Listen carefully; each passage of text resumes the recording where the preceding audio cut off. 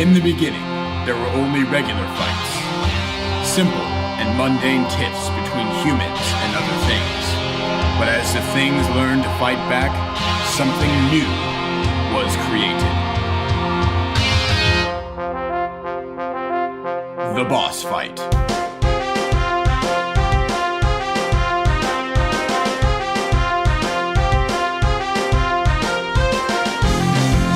The boss fight increased in difficulty, all the way to nightmare mode. Soon, there was no hope for the mere mortal human. But then, the greatest sage and greatest battle masters started to share their wisdom with others. You're now about to listen to that wisdom. The great wisdom of Austin and Aubrey.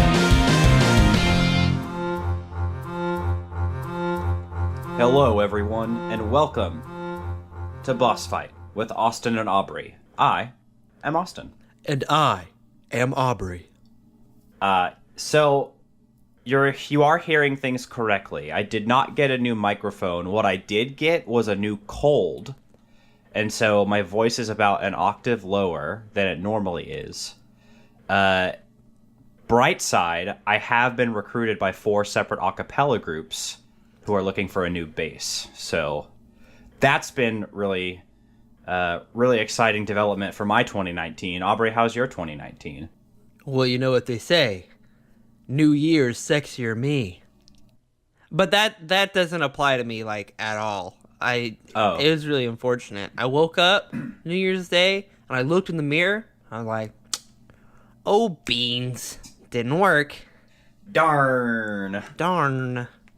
So I should say that I wanted to make sure that it was just a cold because so I went to the doctor to get diagnosed because what I was afraid was going to happen is that I was going to hit the second puberty that no one ever told me about because my voice has been this way for like 5 days now. And I started to get a little concerned that I was going to have a third nut drop out of nowhere. You know what's crazy about the difference between men and women is that men hit puberty once and then they stay that way, right? I mean, you like lose your hair and then it all goes to your back eventually and things like that, but it's not a second puberty and your puberty doesn't go away, right? You're still churning out, you know, the little guys. But women, It's like puberty, they go through puberty, right? And then they live for a while and then nature just takes it away from them through a terrible process that makes them hot all the time and just not happy with themselves because they're very uncomfortable with it. I just don't think that's fair. It's like, here, it's just another thing about how males are more privileged. Here, have your puberty. Keep it. Women, nah, you gotta turn that back in at the end of class. Sorry. Yeah, no, you're definitely right. I can't begin to speak on the female experience because I am not one. Anyway, it may be a new year, but it's still the boss fight that you know and love. Aubrey, why don't you tell our loyal listeners, because they somehow forget every week what the show is all about. I know, we have the smartest, most battle-ready listener base out there, but terrible recall skills sometimes.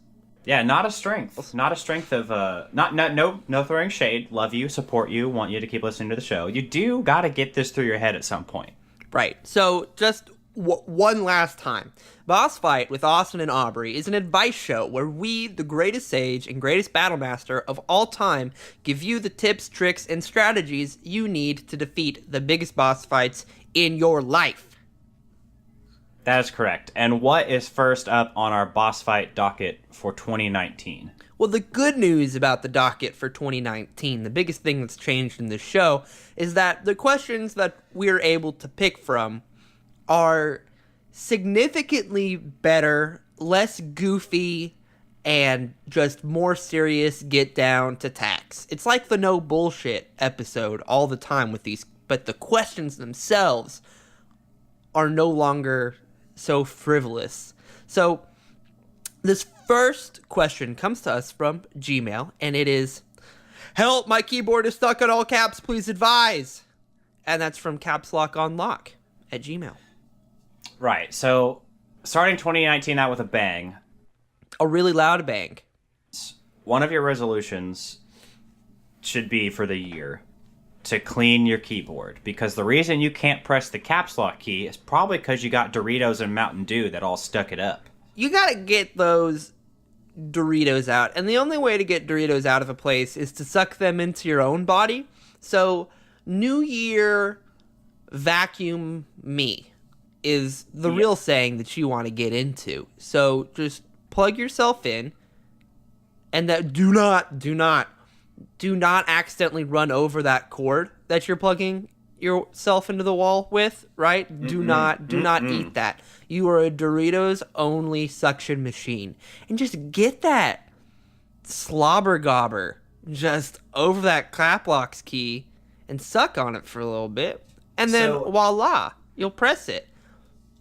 Aubrey, you have presented a rather disturbing image of someone who looks at their keyboard that is just ridden with gamer fuel leftovers. It's caked on there. And you want this person to atone for their sins by licking their caps lock key. No, sucking on it. Oh, Like, okay, I you're just right. watched that episode of Parks and Rec where they try to figure out how to fix the water fountains, and all the Pawneans just, like, put their mouth completely over the splash guard. That's kind of what I'm picturing. I don't like that either. Or you can always just try pushing the lowercase button. The lowercase lock button. Oh, yeah, because if you press them both at the same time, they cancel out? I don't know. I haven't acquired one of these new keyboards with a fancy lowercase lock button. Yeah. Or the middle case lock button. That's what... If you put on the caps lock and the lowercase lock button at the same time, you just get middle case. Everything's just kind of in between.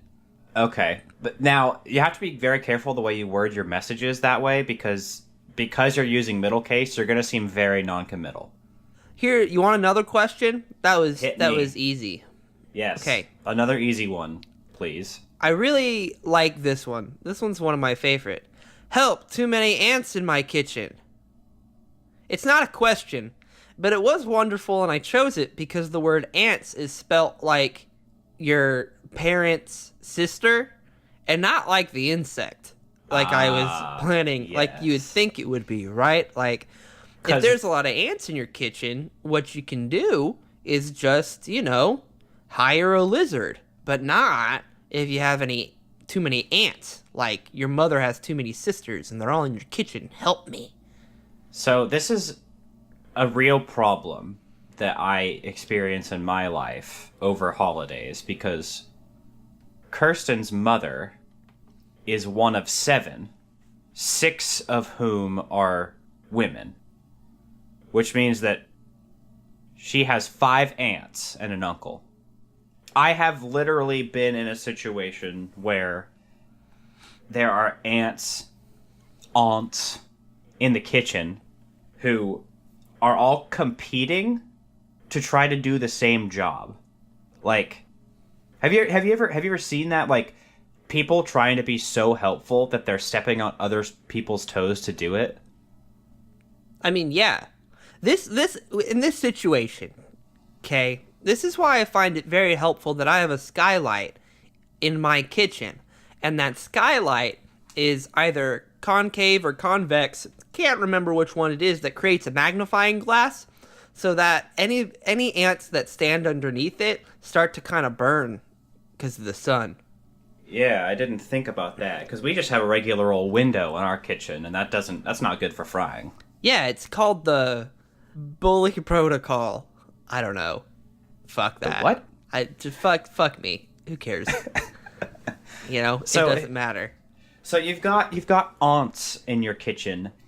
Can you think of a way to... We need to disperse them, right? We need them out of the kitchen.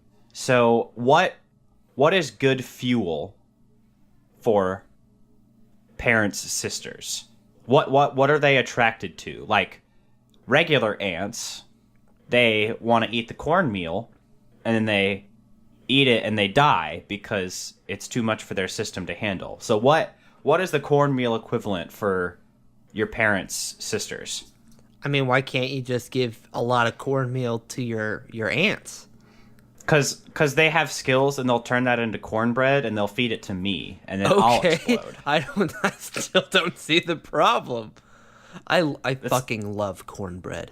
I mean, cornbread's pretty good. Don't fuck with me with some cornbread. No, cornbread's like cornbread can hang. Especially once you get a little cheese in it.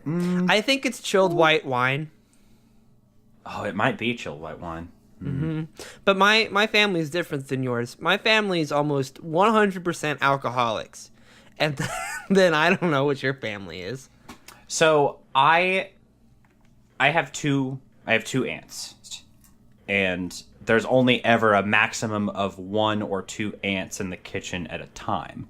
Whereas my family-in-law, there's so many aunts, and they flock, much like ants to cornmeal, to desserts. Any dessert comes out on the table, and there is a mad dash to go get it. Insomuch that I have been trampled and not had any Jell-O because of the stampede for these savory... Not savory. They're not savory. There's no savory in this household. It's all sweet. These sweet treats. The family goes crazy about Jell-O. Oh, this fucking Jell-O's great, ain't it?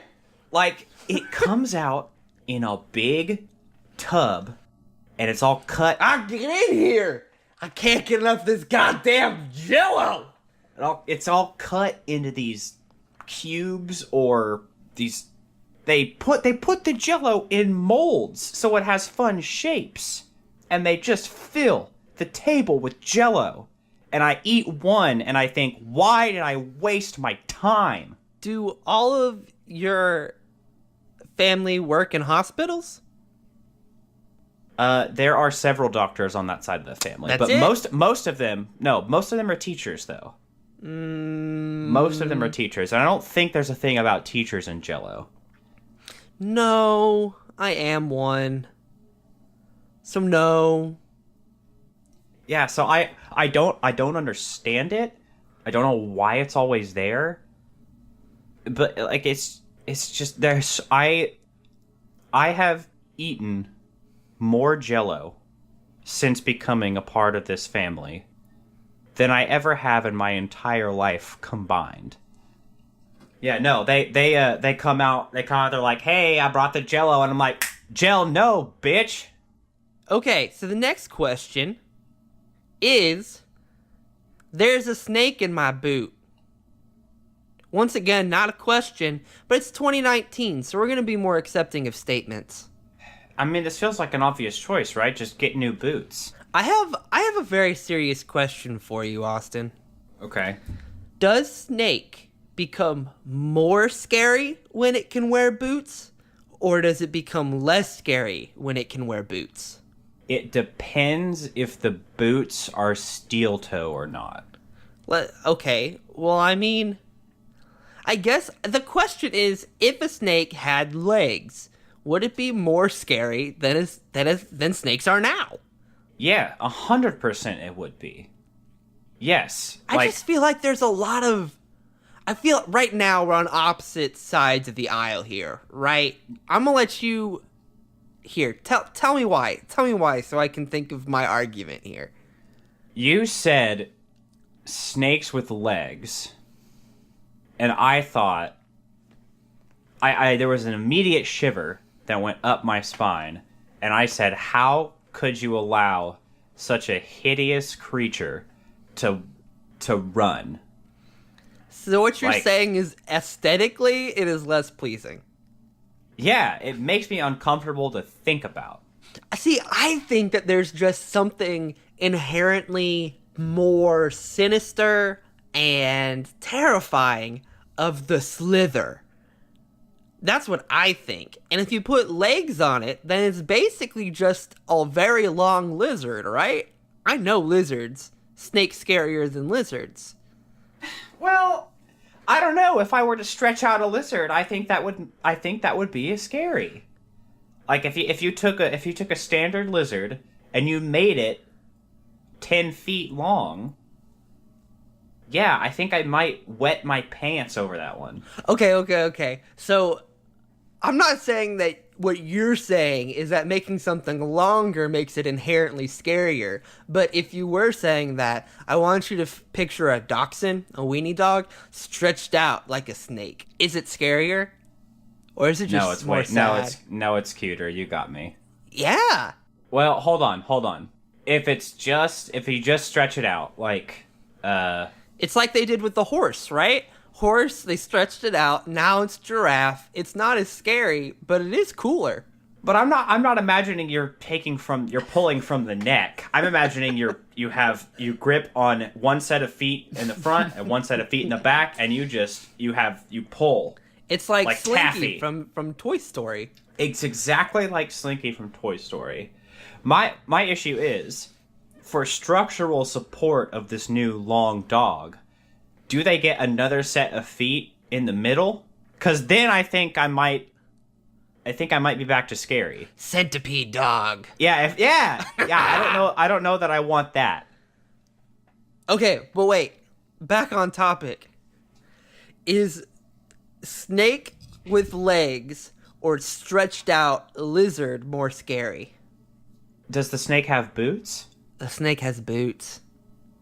I don't know. Well, hold on. Are they working boots? Are they hiking boots? Or are they like fashionable boots? They're like, this town ain't big enough for the two of us. Oh shit! They got spurs on them and they clink. Yeah.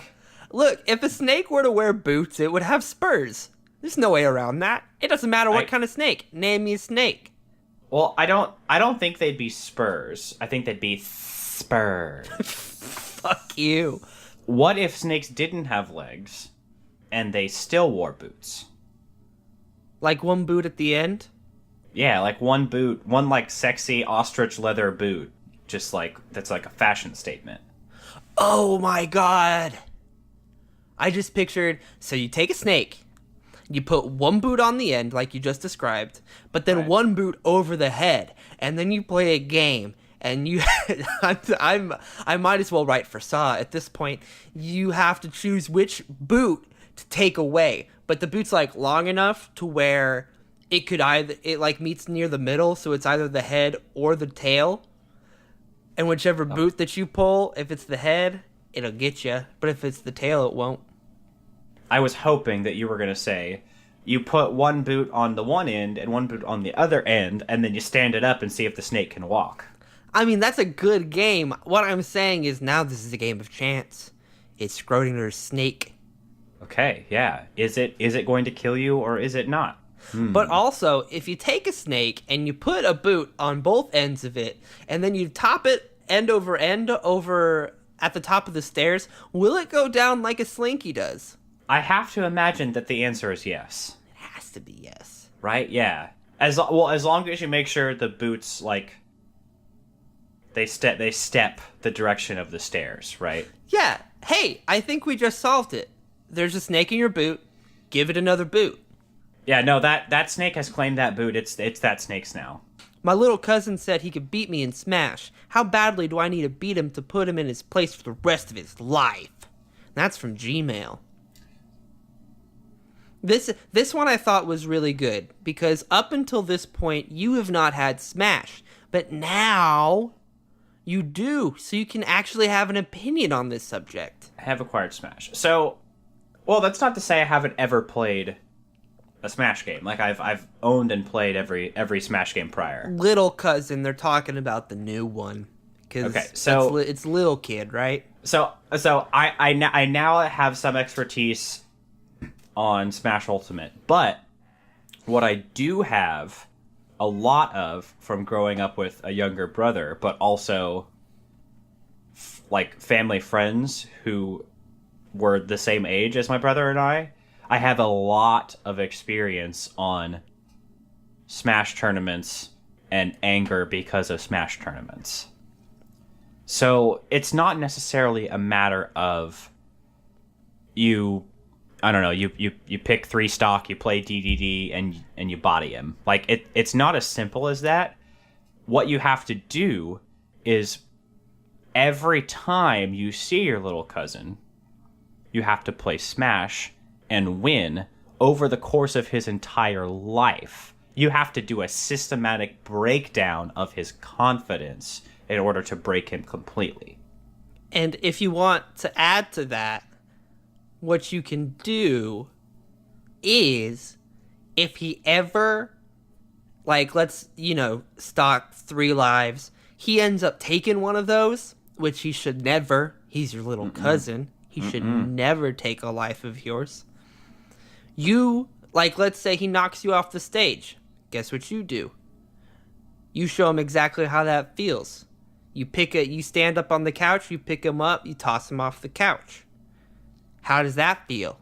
You fall down, you throw him out a window. Whatever it takes. You play Kirby, you suck him up, well, you gotta eat him. You gotta eat him. Did he get you with one of those fire flowers? Flamethrower, baby! Just roast him up. And plus you were playing Kirby, so now he's much more tasty than he was last time you had to eat him. He gets you with a kill with a home run bat. Why are you playing with items, dog? This is a real serious match for the fate of your little cousin's psyche. You can't stake that on the randomness of items. You got to go Final Destination, no items, smackdown. I mean, yeah, that's totally true. If you really, really want to get at him, exclusively play Jigglypuff and only rest him to death. Right, and then that means in real life you can just jump on him and then fall asleep and he'll never get up. That's actually probably the easiest way to annoy your cousin, is he's not strong enough to lift you yet, so you lay on him. I can't stress this enough. You have to be careful that you don't make your little cousin too powerful. Because systematic oppression in Smash is only going to encourage him to train harder and harder until eventually he will eclipse you and he'll 3-stock you as Wii Fit trainer. And there's no coming back from that. And when you walk up to him and you punch him in the arm as like a good hello, you just go, side A! Or he comes around a corner and you've been standing behind the wall, charging up, and you're like, Falcon Punch! And you just launch him. See? Through all these things work. Through 3 layers of wall, out the door, until he skids into the yard like a meteor crashing into the earth. Don't you love family get-togethers? They're the best. If you joust with unicorns, do you need a lance? You show up, it's 14:27, you're going to the jousting ring, get a good old workout, get some glory, some person's token. I still don't know what that means. I guess it's like a sex thing, but it's like a key party, but like way, way back then, and you have horses. Anyways, so you get there, and you say, where's my steed? And then up walks a unicorn. It's already got a really long horn on its head. Do you say, where's my lance? Or is this good enough? The history lesson time for all you listeners. Prior to the 1400s, the answer was no. You could joust with unicorns, and you didn't need a lance. But when that tradition started, people were like, well, if you don't need a lance, then why do you even need to ride the unicorn? Why can't you just have the unicorns fight each other? And then the government at that point, very, very, very in-your-face kind of government system, was like, hey, you can't do that. That's animal cruelty. You have to fight. So lances actually were invented because unicorn fighting was disallowed. So you actually had to wield the lance yourself in order to be the weapon bearer, because if 2 humans fight, it's perfectly fine. But as soon as 2 animals fight, it's cruelty and you're a terrible person. It's just not a lot of people know that, and I think that the etymology of lances and jousting is very interesting, and not a lot of shows, not a lot of fantasy shows really touch on that fact, and so I just wanted to set the record straight. You know, my favorite part about world history is in relation to that story that you told us.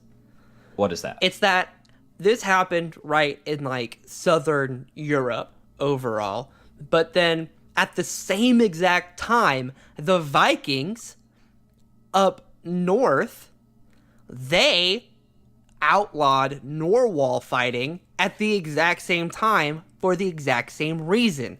They used to joust Norwals, and then they had to take away that because they realized it was Norwal cruelty, and they just couldn't have that. The difference is, though, is that the Vikings caught on a little bit sooner with a little bit more stable population of narwhals, and so we actually still have narwhals today. But that's the reason. Unicorns. Yeah, that's the reason, on the other hand, that we don't have unicorns anymore, is because they were jousted to death. And then white people moved to Africa to try to steal the fat unicorns. And now look, all the fat unicorns are dying too. Stupid white people with their obsession with jousting. They were the last good jousters we had. And now all we have is giraffes who try to fight with their necks, and it's not the same. No matter how hard you try to teach a giraffe to keep its head down straight and like tense up its neck so that it's a battering ram, it just won't do it. I will say though, watching giraffes fight is legitimately terrifying. It's awesome. Those necks get some velocity. They swing those things around like with complete disregard for anyone's personal health or space. Would a giraffe become more terrifying if you stretched out its neck more or less? Well, so if you stretch it out less, it's just horse. No, just I a mean tall just horse. like at the you shorten it to where that neck is long, but it's not like giraffe long. You know what I mean? Where it's like that in between space of. You can tell that it's a long neck for a horse, but maybe it's just short for a giraffe. I don't know if that's as bad because I think they lose a lot of the intimidation factor. Yeah. Whereas if you were to stretch that long horse's neck out even further, then all of a sudden you've got a neck that can blot out the sun. Okay, just imagine, if you will, close your eyes. No, we're going to do an exercise. Close your eyes. Okay. Imagine a peaceful savanna, the beautiful sunset. It's good. In the distance. There's one tree. There's always like one tree, weirdly, that's just by itself. It's really tall and the leaves are way up there. Yeah. And then, all of a sudden, the sun goes black, and you look up, and all you can see is a vast army of necks advancing. You can't see the heads. You have no idea. The heads are up in the clouds. What banner are they flying? Who do they represent? It's an army. So it's actually a rebel army opposing the Legion of Mufasa. See, I knew jungle politics were going to get them in trouble. Because they've got such long necks, they're rising up. Giraffes have been the number one opposition against the monarchy of the jungle. Like, they're sick and tired of lions ruling the ecosystem, getting up on their rock, you mean and like being all savannah? high and mighty. Because lions don't live in the jungle. Either giraffes. I'm just throwing that out there for your knowledge, if you didn't know, and I know it was an accidental mistake and that you know all this, but the king of the savannah has always been the lion, and giraffes have always said. You always see giraffes on social media bashing the monarchy. Like, giraffes are always on my savannah. That's not very good.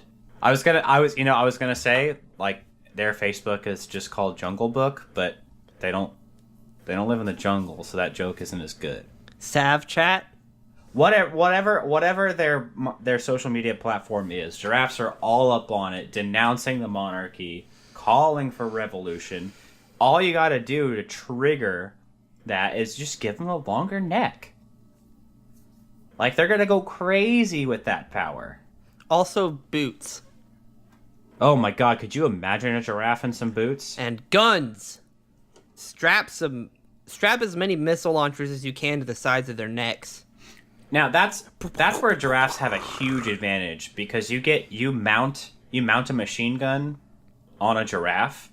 They have so much neck space for storing ammo. Like, you can just feed those chains right in there. No reload necessary. And you have such like an eagle-eyed view, and that just helps because people are they're like in cover, right? Too bad you're a mile up in the air. I don't understand how giraffes are not the apex predator. Like, they've got all that. They don't have claws. But they've got all that ammo belt space. They have a built-in crow's nest. Their head is a periscope. It's up so high, and they're so menacing. Like, maybe that's the weakness. They have some scrawny legs. They don't actually support that much. Yeah, but imagine if you put like armor on it. That is scary. Although it does take a lot of resources. I'm just saying, if giraffes get longer necks and they stop skipping leg day, like, they're going to be a force to be reckoned with. That's very true. You better watch, everyone, you heard it here first. Watch out for some giraffes in 2019. Because here's the deal. That's the one boss fight that you can't beat. Anyways, so thanks for listening to Boss Fight with Austin and Aubrey. We really appreciate it. We certainly do. And 2019, you can still find us in all the same places. The best place to go, of course, is podsitivethoughts.com. That's PODSITIVE thoughts.com.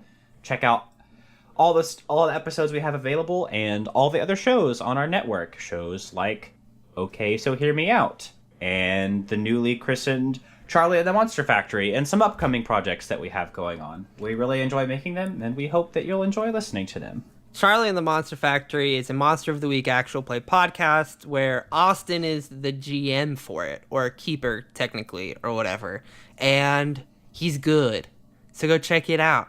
It's a good podcast. And it's fun to make, and we certainly enjoy having you listen to all the stuff that we make, because we really enjoy making it, and we want to continue doing so. You can also support us by leaving a review of our podcast on iTunes. You can also follow us on Twitter and Facebook. We are at BossFightCast on Twitter, and you can just search for us on Facebook and find that page. You can also send us questions. We need more questions for the upcoming year, because we're throwing out all that 2018 garbage. We're not holding on to any of that bullshit. It's all gone. We need new stuff, so come send it to us. That's blah, blah, blah, blah. That is bossfightcast@gmail.com. And I don't have any more plugs to make. Aubrey, you got anything? No, that's it. Go live your life. New year, vacuum me. You know? That's right. That's what they've always said. That's what the saying is.